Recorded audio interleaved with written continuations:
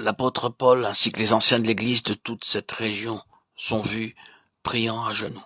Mais lorsque nous fûmes au terme des 7 jours, nous nous acheminâmes pour partir, et tous nous accompagnèrent avec leurs femmes et leurs enfants hors de la ville. Nous nous mîmes à genoux sur le rivage et nous priâmes. Des hommes, des femmes, des enfants, l'apôtre Paul lui-même, tous ensemble ils prient à genoux sur la plage, acte 21:5. Car il est écrit, je suis vivant, dit le Seigneur, tout genou fléchira devant moi, et toute langue donnera gloire à Dieu. Romains 14:11.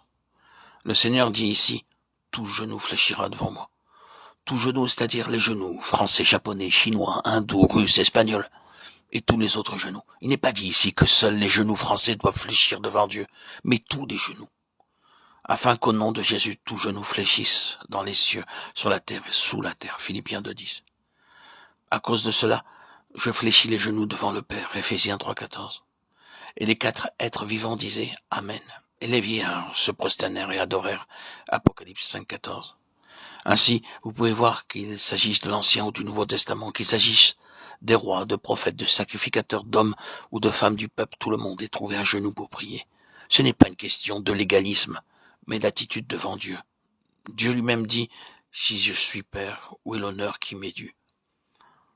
Nous honorons bien des hommes. Pourquoi pas notre Dieu? Lorsque nous nous trouvons en présence d'une personnalité de ce monde, nous prenons aussi l'attitude convenable. Nous nous tenons très droit, ou bien nous nous inclinons dans une révérence, comme cela est requis.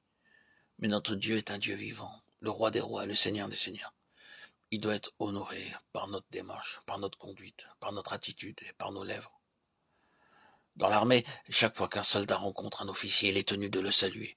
Même s'il rencontre cet officier une centaine de fois par jour, et chaque fois qu'il passe devant un officier, il faut qu'il se tienne droit et le salue.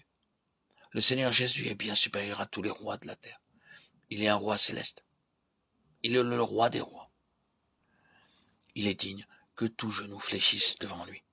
C'est pourquoi nous l'honorons en nous agenouillant devant lui, tel que l'Écriture nous l'enseigne. Ainsi donc, n'ayez pas honte de vous agenouiller devant lui, à tout moment. Nous pouvons constater, dans toute la parole de Dieu, que lorsque les croyants se mettaient à prier, ils se mettaient à genoux.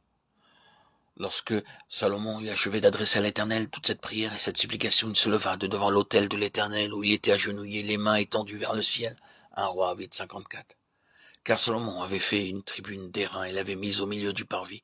Elle était longue de 5 coudées, large de 5 coudées et haute de 3 coudées. Il s'y plaça, se mit à genoux, en face de toute l'assemblée d'Israël, et étendit ses mains vers le ciel. 2 Chroniques 6:13. Le grand roi Salomon nous est montré priant à genoux devant Dieu en présence de tout le peuple. Puis au moment de l'offrande du soir, je me levai du sein de mon humiliation avec mes vêtements et mon manteau déchiré. Je tombai à genoux, j'étendis les mains vers l'Éternel mon Dieu. Esdras 9:5. Venez, prosternons-nous et humilions-nous, fléchissons le genou devant l'Éternel, notre Créateur. Psaume 95:6. Car j'honorerai celui qui m'honore, mais ceux qui me méprisent seront méprisés. 1 Samuel 2:30. Dieu dit, ceux qui m'honorent, je les honorerai. Nous avons à honorer Dieu par nos paroles, par nos actes, par notre conduite et par notre attitude.